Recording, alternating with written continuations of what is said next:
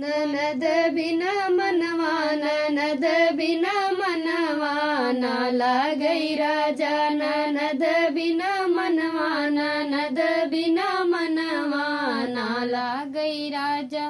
सासु बिना लागई ससुर बिना लागई सासु बिना लागई ससुर बिना लागई देवर बिना मनवा देवर बिना मनवा ना लागई राजा देवर बिना मनवा देवर बिना मनवा ना लागई राजा ननद बिना मनवा ननद बिना मनवा ना लागई राजा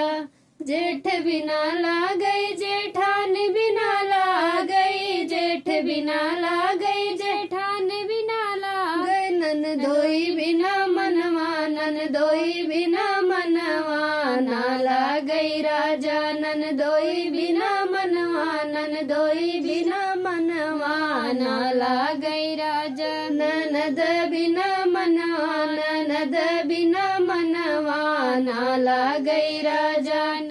सखी बिना लागई सहेली बिना लागई सखी बिना लागई सहेली बिना ला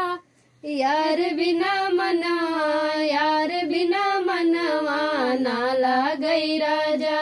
यार बिना मनवा ना लागई राजा ननद बिना मनवा ननद बिना मनवा ना लागई राजा।